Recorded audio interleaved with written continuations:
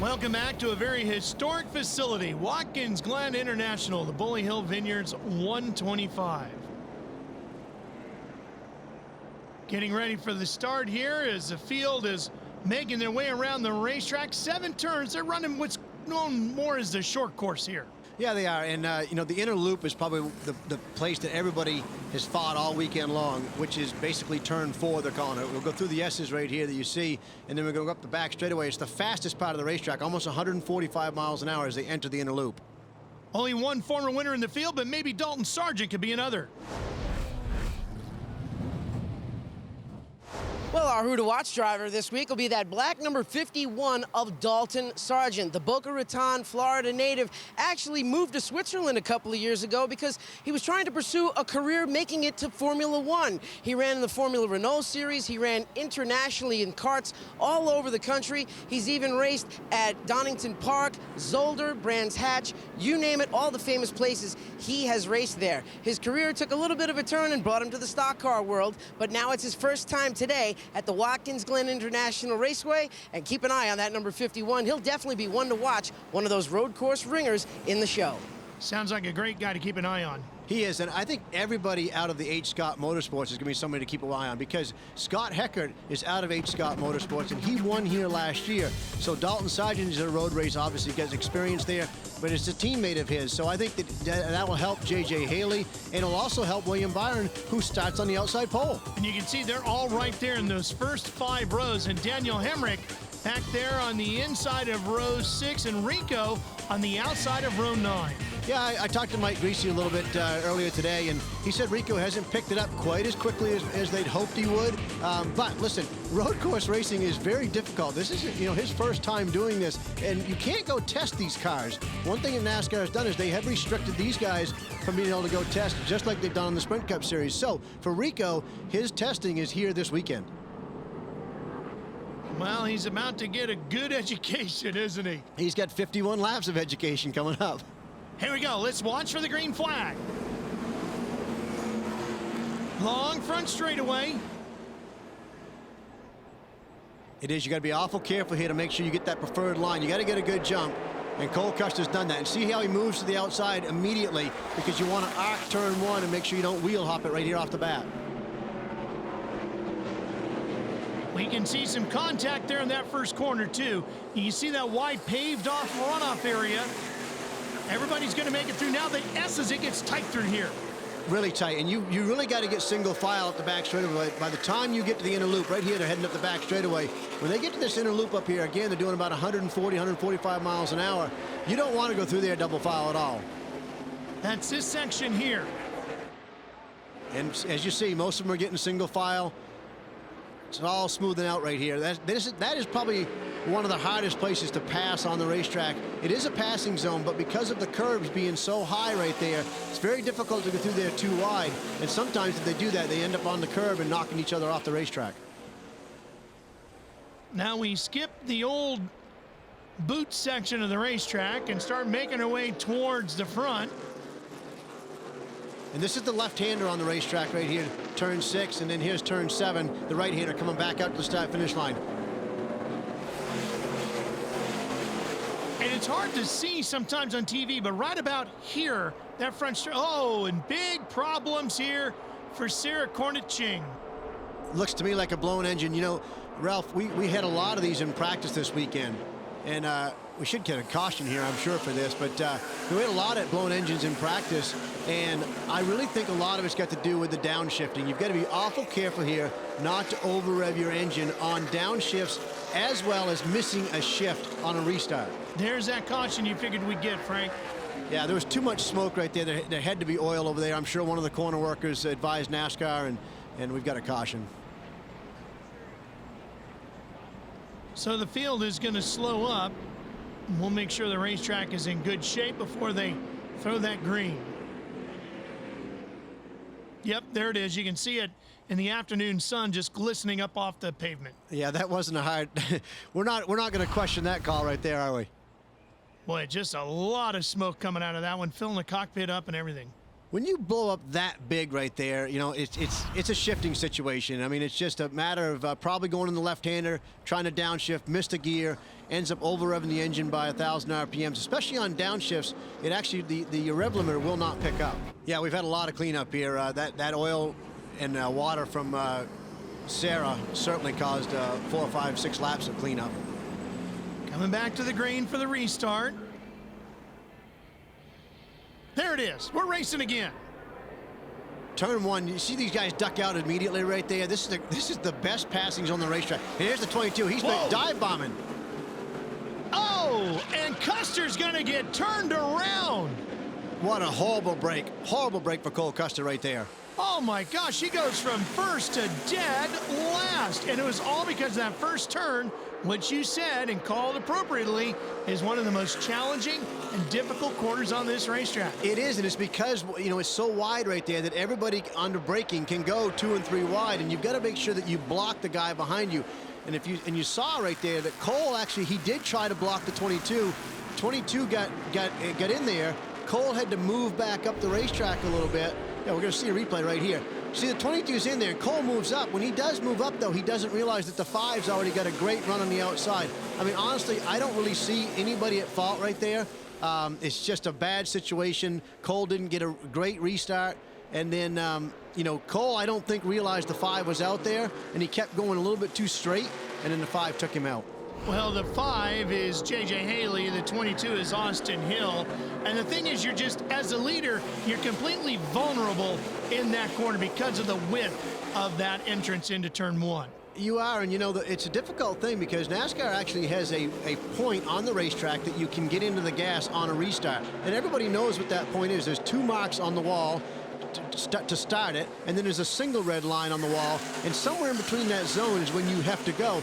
So it's not like you can really just jump the field. You've got to go in that zone. Everybody knows when you're going to go, so it's hard to really get a great restart every time. Boy, and the shadows are long here, too, as we get late into the afternoon here in upstate New York. Gralla in the number 3. Kaz Gralla out of Massachusetts. Here's Haley still leading. Yeah, we talked about that. The H. Scott Motorsports right there. You know, he's a young rookie, but he's run some Trans Am races. They've put a lot of time into getting him a little bit of seat time on road races in other series to be ready here for Watkins Glen this weekend. And it looks to me like it's paying off. Well, look, if you want a career in NASCAR, you better know how to go road racing because we have 2 that are on the Cup schedule, and everybody would love to see more than that. Here's a dive up the inside to 51, Dalton Sargent. He's run extremely well in practice. They were really disappointed with how they qualified this weekend, but they felt they'd have a great shot in the race. As we said, the sun getting deep here. Let's get more from Derek. You know, guys, one of the big issues that a lot of the drivers didn't even consider going into this race is the sunlight. We're actually had a lot of caution so far in this race, and that's been a lot of caution laps, and that's allowed for the sun to go down, but it's at a point in the day where the sun is right in the drivers' faces at some of the technical parts of this racetrack. So they've come over the radio complaining that visibility is at a minimum when that sun glare gets right onto the windshield and in their face. If you didn't prepare for it, it could be a real problem. It could be. And most guys, I'm sure, have put tape down the windshield to where as the sun goes down, they'll actually start pulling some of those tape strips off and get a little bit better vision. Look at Scott Heckert trying to make something happen here in the 34, the blue car with the bright neon orange numbers. I thought he was going to dive into the inner loop. It just didn't open for him. He's got the 55 right behind him of Dylan Lupton. I'm a little surprised right here that Scott Heckert is this far back, to be honest. He's been the fastest car in practice. He and Cole Custer both set the tone in practice, and I'm a little surprised that he's still 4th. We're almost to the halfway point of this race right here. And there's supposed to be a competition caution coming somewhere around lap 25. Yeah, and it may be that he's just kind of sitting here waiting on that caution, but if I know Scott Heckert like I think I do, he wants to be at the front when the competition yellow comes out. So I think he'll keep charging pretty hard here because he's going to get fresh tires for the second half of this race. Well, he's trying to use up the rearview mirror of Gralla just in front of him. I love the way these cars look. These K&N cars with this bias ply tire going through those S's right there, Ralph. They are slung out and sideways all the way around this racetrack. Here he comes again, looking to the outside, which is not where he wants to be heading into the inner loop. It is not where he wants to be. And see, and he had to back out of it. Whoa, Gralla gets loose. There had to be some contact in there, and it looked like Heckert backed off a little bit, let him gather it back up. Well, I think that Kaz didn't have, when you're on the bottom right there, he did not have the line on the entry to the corner, which is why Scott felt like he probably would go in too far, and he did, but he still wasn't able to get the pass made. Maybe a challenge for the lead. Hill in the 22, trying to find an opening around Haley. Gralla looks like in the 3, the white, black, and blue car, he's really swinging that thing wide. He's using up a lot of racetrack. He's racing really, really hard here to try to keep Scott Heckert behind him, and it's going to be, Scott Heckert's got the run right here. He will make the pass, certainly down here in turn 1. Onto the brakes, hard. Gralla tries to come back, can't do it. Heckert's already up past the door. Looks like Gralla's got something hanging off the right side of the car, too. See that, Frank? Yeah, a little bit of maybe a... I can't make out what that is. Oh, it's a side skirt. Side skirt hanging off on the right side there. Maybe he ripped that on one of the curbs? Yeah, absolutely. You get back hard on the brakes as you pitch that car into the inner loop. Let's see how quickly that Scott Heckert makes up the ground on those top 2. This will be interesting to see right here. Byron in the 9. 4 wins this year. He, I think, is thinking of Watkins Glen as, I just got to get out of here with some decent points. And the pace car back out in front of the field. Here's what happened. That's Todd Souza with a big hit coming out of turn number 1. Yeah, he just overcorrected right there, you know, trying to save it down there. Might have wheel hopped it in. You don't usually end up on the right side of the racetrack right there. I'm a little surprised that he ended up down there, but sometimes you do see that. Pace car is in. Well, the shadows really covering up a lot of the front straightaway now, at least at the top half of the straightaway. Yeah, these guys will be much happier if the sun is completely gone down here in turn 1, I can promise you. Back to green and downhill we go. Just after where you get the green flag, the track really dips down into turn 1. Sun looks a lot better off the windshield right there, so I don't think they're going to be fighting that as much now. Look at Heckert in the 34. He takes big advantage of the restart, gets around Hill, puts himself solidly into second place. And he's setting himself up for the halfway break. NASCAR has not thrown the halfway break yet because we have not run enough green flag laps, you know, in a row consecutively. We had so many cautions and so much blown engine that they had to fix the racetrack, you know, get the thing ready to go again, that they've decided to extend this thing a little bit. So I think Scott Heckert is making sure that he gets into the top 2 spots before the halfway. You can see Custer in the 00 has moved his way back up about halfway to the front, and Noah Gregson, and that bright yellow and black number 7 has put himself up a little bit further in the top 10. He's taking advantage of that restart opportunity as well. Yeah, and interestingly, Noah Gregson, you know, is not running for points here in the East Series, Ralph. He's only running for points in the West Series, but they came here just to get him some extra seat time this weekend, which was a great move by that team.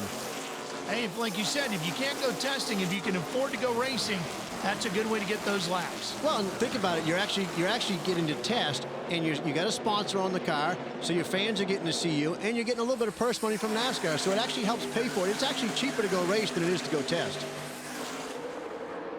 The way he's running today, he might get himself up in the top 5 and take a nice little check out of here. Scott Heckert is all over the back of J.J. Haley. Oh, he's making a bid. Will he do it going into the inner loop? Not on this lap.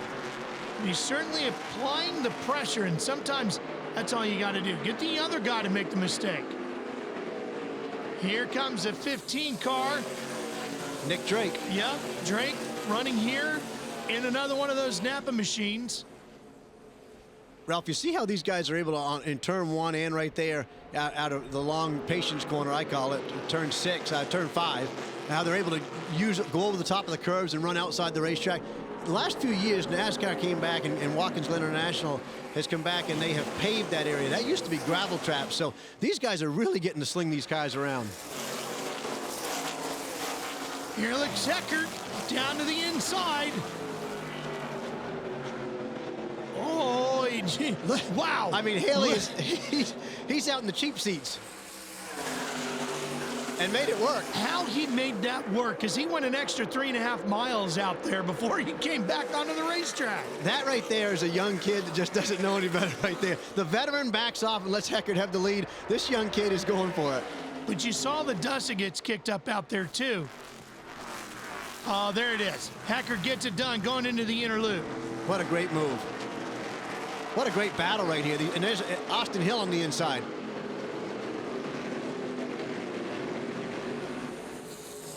And we still haven't seen the competition caution.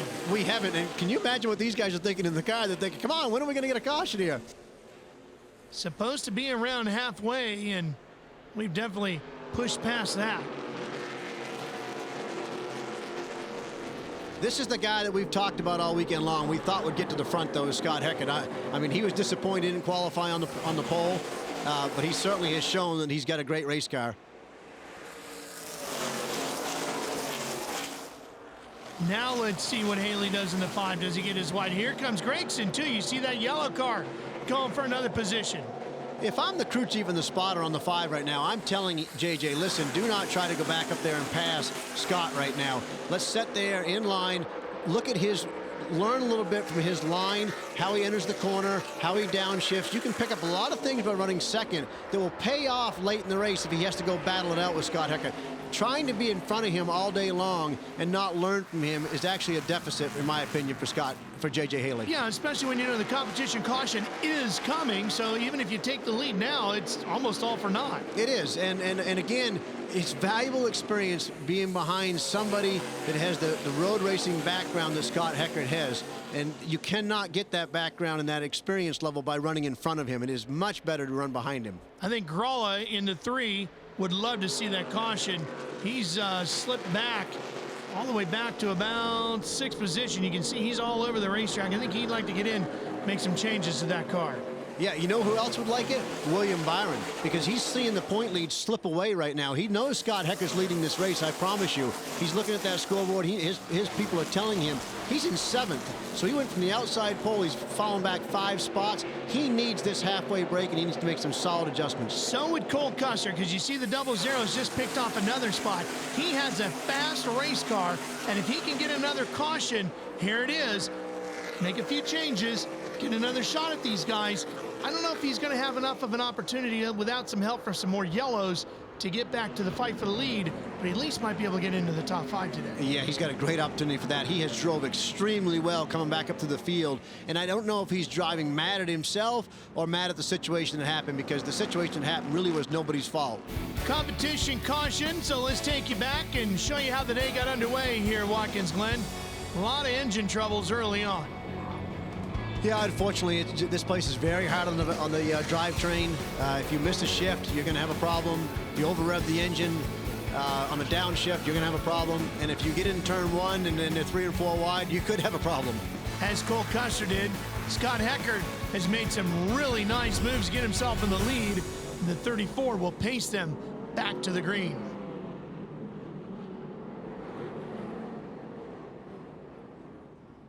This is an important start right here for Scott Heckert. He needs to make sure that he gets clean of J.J. Haley, because we've seen how aggressive that J.J. Haley was in the first half of the race, and now he knows it's go time. I mean, he certainly wants to try to get the lead back. See the official trying to keep him lined up. There's the green, and we're underway. Heckert already trying to protect the bottom, but the 22 of Hill is right on his bumper in that white car. Scott does a great job right there of making sure that the 22 did not have room on the inside. You know, that's what got Cole Custer in trouble earlier in the race. But boy, there's all kinds of room on the outside, and Haley's trying to take advantage of it. He is, but smartly he gets single file right here. And again, he just needs to be patient right here. Wait on Scott Heckert to possibly make a mistake. I mean, Haley's swinging halfway out to Buffalo the way he goes out there. We're learning some things here watching today. There could be some Sprint Cup drivers that are watching this race and saying, boy, I might be able to try this on Sunday. But isn't he picking up a lot of stuff on his tires going that far out there, as dirty as it is? Yeah, it's pretty clean. I mean, you see some dust and stuff, but it's just small little particles. I mean, and he's been out there so many times, he's got his own little groove for him. Yeah, he's probably blown the cushion off, hasn't he? He certainly has. He's tried to.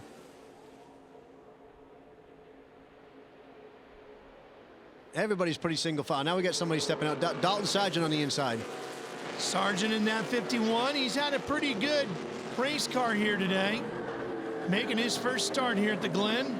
He actually went out and ran Sonoma earlier this year, and he finished second out there. So his background, obviously, from running some Formula Renault races has certainly helped him in these K&N East cars when they come to the road courses.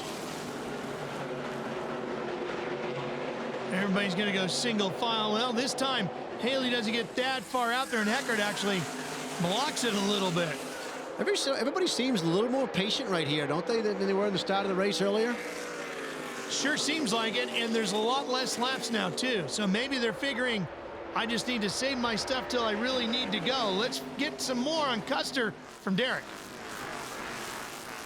Keeping up with the progress of Cole Custer, he got spun around lap 20, had to go to the rear of the field, and he is slowly but surely picking his way through the field, getting back up to the front of the pack. He's already into the top 10, knocking on the door of the top 5. We've been listening to him on the radio, and we have heard nothing but silence. Cole is naturally a quiet kid. He doesn't talk that much, but he has been especially quiet over the radio. The crew's been talking to him, feeding him information, and he has just been up on the wheel trying to get back to the front of the pack. Well, he was a winner in the NASCAR Camping World Truck Series earlier this year at Gateway. He seems like a nice young kid. You know, listen, a lot of guys talk about different guys. You know, Joe Custer is his father, who is a business partner with Gene Haas at Stewart Haas Racing, and they give him every opportunity, Cole Custer, to be successful. But a lot of kids have that opportunity, and it's what you do with it when you get that opportunity is defines you. And so working hard, you know, and not being lazy, and this kid is not that. He has worked hard on his craft. He's already won 2 truck races, unbelievably as young as he is, so he's really got a bright future ahead of him. I'll tell you what, I'm very impressed with his run here today because he's already fought his way back up to 6th after being spun out of the lead and going all the way to the tail end of the field. So he's done a great job charging back to the field, and he's done it patiently. He hasn't knocked a lot of guys out of the way coming up through the field. He hasn't, and what I really liked what Derek just said was that he's been very calm on the radio, hasn't been upset. You know, again, I think he's probably more mad at himself than anything else from that situation. But you see some drivers that if something happens early in the race, you listen to them on the radio, they lose their wits completely. They don't focus. They don't drive as well. He's done just the opposite, which is absolutely great to see in a young race car driver. Here's that battle for second. Still bickering over that position is Haley and Hill. You know, the thing about it, Ralph, is we still got 13 laps to go, which may not seem like a lot on an oval track, but it is a lot on a road course. This is 2.45 miles. And the big thing about it is that there is 3 great passing zones here. We got a blown engine. Problem for Devin Amos. Driver out of New Mexico. Looks like another blown engine here. Yeah, sure does. I've got to attribute these things to just, you know, rookie mistakes or young drivers that haven't had a lot of road course experience, you know, just downshifting or missing a shift, and it costs them. Well, it's going to cost Heckert a good lead of 3-4 car lengths, and it's great news for Cole Custer. Yeah, he's liking this. You know, Dalton Sargent is liking this as well. He's run extremely well today, and a restart here late opens up the opportunity for turn 1 to be chaos. And we've seen that already, and we've seen a lot of smoke out of engine bays, and you can see the liquid dripping out underneath the front. Tough day for the engine builders. Wow, boy, we've seen some huge explosions here today, haven't we? I got to tell you, Devin Amos does an absolutely fantastic job of getting off the race course right here. Kudos to him. This will help with the cleanup being very short. Pace car getting some more laps. In the field, they'll have to keep those tires warm. So you got to think about that heading off into some of those corners. You're going to be carrying a little bit more speed maybe than you did earlier. Well, they probably aren't going to be thinking about it. They're just going to be driving a little bit harder and hope it hangs on. Back to green. Hanging on into turn 1 we go. Cole Custer gets a great restart. Here he is on the inside. Look at that. Can he get another spot? Yes, he's up to 5th, and cars go around behind him. Looks like Jesse Little in the 1. It is. Meanwhile, Heckert holds on to the lead. And no caution. Jesse Little looks like he gets his car going.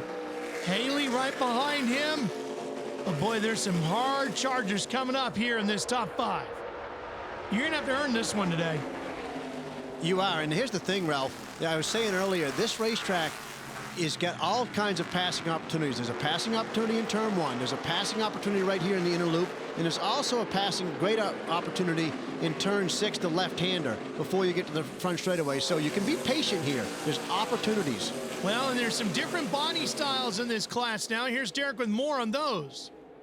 You know, as you guys are watching some of the cars out there on the racetrack today, you'll notice that a lot of them came with those older style composite bodies. They didn't bring the flange fit bodies. The reason why is those flange fit bodies already come pre-made predominantly for oval track racing. They've got a lot more quarter panel off the right rear for more aerodynamics on ovals, so they're really set up for making left turns. The other teams today, they brought those composite bodies out. They know they're going to be obsolete in the coming seasons, so why not use up the inventory they already have?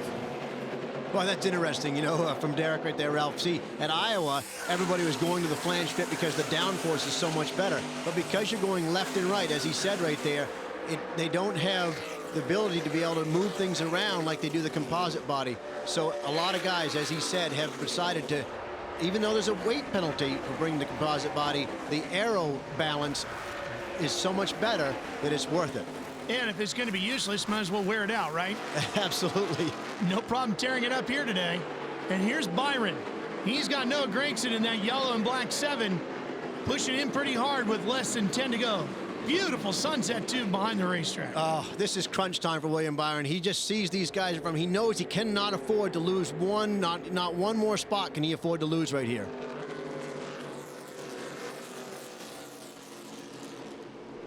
Back up to the front straightaway. Here we come. And that group's losing a little ground to the top leaders as well. Yeah, they're losing a little ground, and the front 5 or 6, they seem pretty content to just stay in line right here. Got Heckert right behind him, too, in the 20. That's the greenish and orange color car. Well, look at our leader opening up a gap here, Heckert. Yeah, he drove away. I think J.J. Haley has burned up his tires a little bit here. Everybody else is actually putting pressure on the back of the 5 right now. Haley just trying to hold on for second place.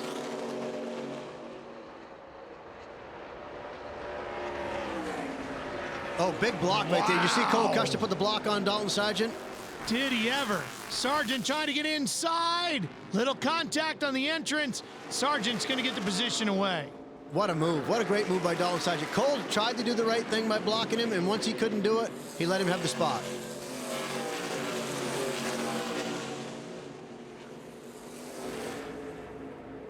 See if Cole can mount a charge back, but I don't think anybody's going to touch Heckert at this point. It doesn't appear. Again, coming into the weekend, everybody talked about he was going to be the guy to beat. Oh, issues for Hill now in the 22. That looks to me like he might have just missed the corner. He has been fighting all weekend long a steering problem. Under high load when he goes to turn the car on the entry to the corners, sometimes the steering just doesn't, the power steering's not working enough for him. I talked to his crew chief. There's the 51 making a move on him. Yeah, he's definitely got a problem right now. I think it's just getting worse as the race goes. Yep. All through practice, they tried to fix it. They couldn't find the problem. Wasn't sure it was a handling thing. Oh, man. Did you see Custer? Wow, sideways. Custer got around him as well as those issues continue for Hill. But boy, that almost became a real problem for Custer. That did, and I think Austin's just trying to bring it home right here. Like I was going to say, I talked to his crew chief. They now think, as the race started, just before the race, they think they figured the problem out. They need a different power steering pump. The orifice is not big enough, not allowing enough oil to flow through there, and that's causing the wheel to lock up on him. Good, I'm glad you figured it out. I sure wish you would have figured it out before the green flag, right? Yeah, I said to him, I said, well, a little late, isn't it? And he said, yeah, I know. Get it right for Virginia International Raceway. The next road course, the K&N Pro Series East, will run in a couple of weeks. And that's going to be another great opportunity. If Scott Heckert can somehow finish 7 more laps here today and pull off another back-to-back win here for him in Watkins Glen, boy, William Byron is really going to be crunch time going to VIR. Yeah, Byron's back behind these guys. You see him leading that second pack. But Heckert is a star. Certainly is here today, and he's one of the next gen of the NASCAR K&N Pro Series East.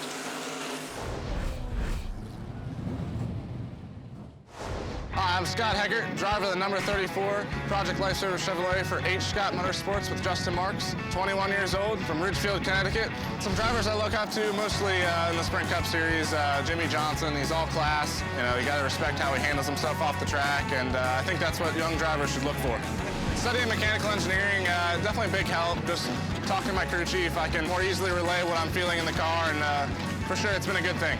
Getting my first win at Watkins Glen was a big moment in my career. It was my home track, closest to my hometown in Connecticut, and it was a big moment, just everything. Just a big confidence boost and really propelled us into a strong season. Definitely this year, hoping to win the championship. It's a big year for us, hoping to win some races and be a strong contender. Well, not only is he driving for the team, but he's also using his opportunity with this organization as an internship towards that engineering degree. And keep in mind, he's in a great automobile. These guys, H. Scott Motorsports has won the last 2 championships, Ralph. And this is the car he won with here a year ago. Closing down this one here today. That's the top 3 right there, is all H. Scott Motorsports.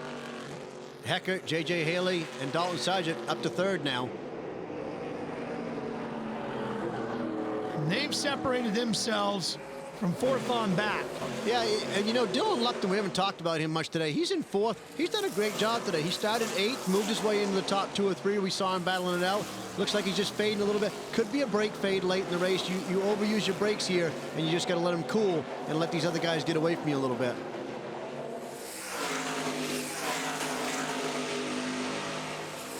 Winding up and through the hills here, the S's, probably the signature section of Watkins Glen. You know what I'd like to see right now? Another caution, Ralph. Well, that'd be a lot of fun for us, not so much fun for the drivers. Here's Custer, still putting the pressure on the 55 of Lupton. Cole's come all the way back to 5th. I mean, we got to hand it to him, you know. I mean, he's done that in a short period of time. He's passed 20-something cars. No doubt. It's also going to be a day where he's going to think a little woulda, couldas, and shouldas. Well, and as you said earlier, though, look at the car is clean, though. So he's done a nice job. He's earned the respect of his peers out there on the racetrack. He hasn't beaten banged his way up to the front. He just drove cleanly. And Byron's back there in 7th, and he's kept Gregson behind him. Here they come. White flag, 1 to go. Oh, here's your caution. But they've already thrown the white. We're not going to get a caution. Oh, that's right. We're not going to get one. Oh, boy. Look at the beating and banging here. J.J. Haley is out in his patented groove, isn't he? Oh, the car's a little bit more torn up this time, though. Oh, he lost that spot. Sargent forces the issue, and he's got body panels flopping all over the back of that one. He's happy that that's the last lap because NASCAR is going to black flag him if that doesn't come off, if it was in the middle of the race. Final lap here at Watkins Glen. Heckert, road course experience racing in the Skip Barber Series and in karts. Having got out front with some great moves here today with an opportunity to pick up some serious points in this championship. Spotter's telling him right here, you got plenty of room behind. Oh, Dalton Sargent just lost that piece of debris. But as you said, we're on the final lap. They'll take this one all the way to the finish. Just be smooth right here. Hit your marks off turn 7. Crew chief is on the wall right now, watching to see he crosses it.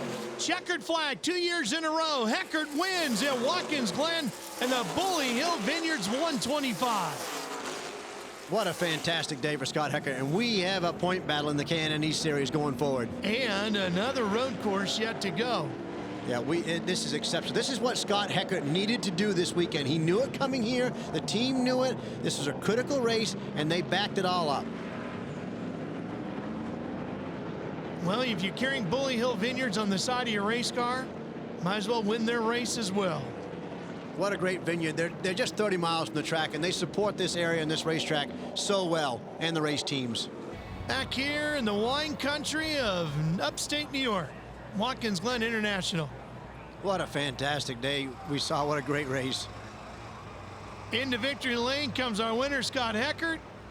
He gets to Q, and out he'll come. And down we'll go to Derek to hear from our winner. Scott Heckert takes the number 34 to victory lane for the 2nd year in a row. A big win on the road course for a road course specialist. Come on over here, Scott. Did you know your car was that good? Because you just started to pull away from them in the closing laps. I thought it was pretty good.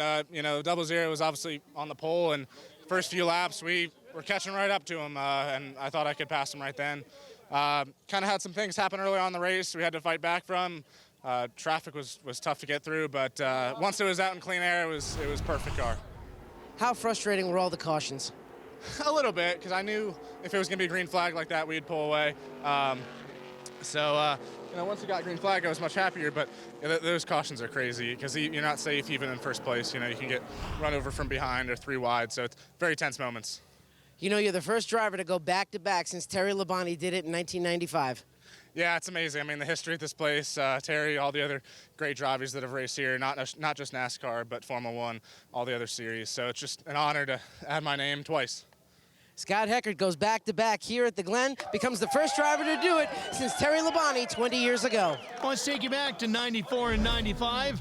You remember these here, Frank? The first one came with a V6 power plant, and then he did it again with a V8. I do. That MW Windows car was synonymous for winning a lot back then with Terry Labonte. And it was a combo race then. It was the traditional NASCAR Busch Series and what was known as Busch North, which you were a big part of. Yeah, I was probably in the race in 1994 with Stub Fadden.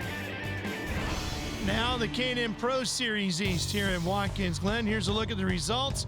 Cole Custer fights his way back to 5th, and William Byron 7th. Huge point right there that he was able to hold off Noah Gragson and not get 8th position. And how about Rico Abreu, 12th in his first road course race? I'm sure the racer Enrico, he wanted a whole lot better than this, but he's going to be excited that he finished the race and get some good seat time.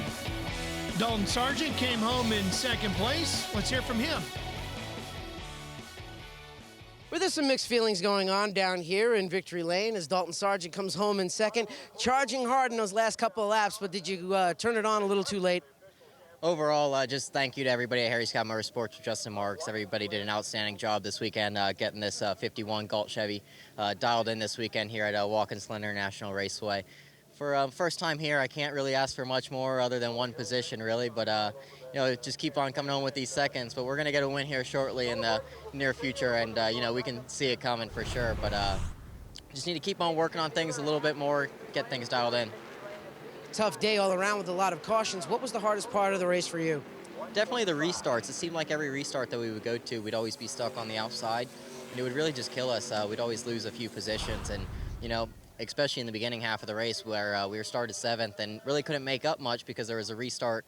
It seemed like almost every other lap, really, but we eventually were able to get through it at the halfway break, made some changes to the car, got everything better. Crew worked hard on it, and was able to go from 5th to 2nd there on that final restart. Just you know, gave it everything we had and came up 1 spot short, but we'll get him soon. Well, he started the day in the 7th position. Dalton Sargent comes home in 2nd.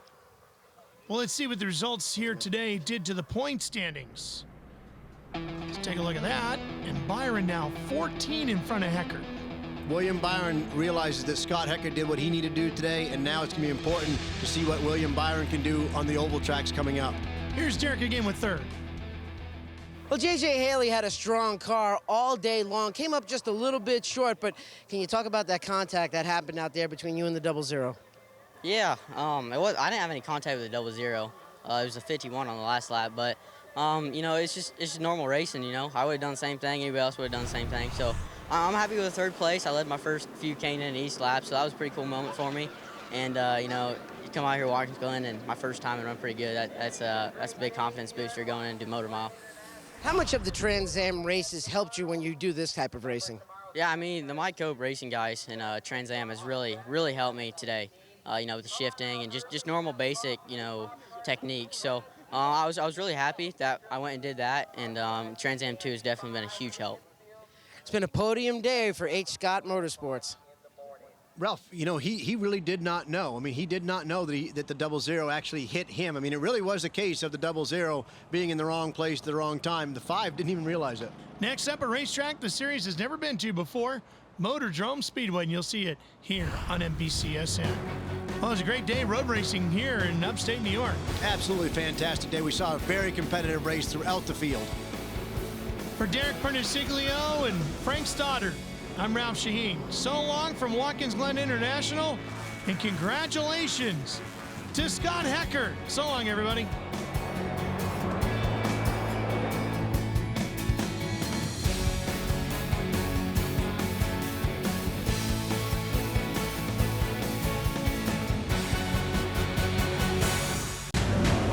Copyrighted telecast may not be reproduced, retransmitted, or used in any form without the authorized written consent of NASCAR Broadcasting. NASCAR would like to thank all of our loyal fans for your continued support, and we hope you enjoyed today's broadcast.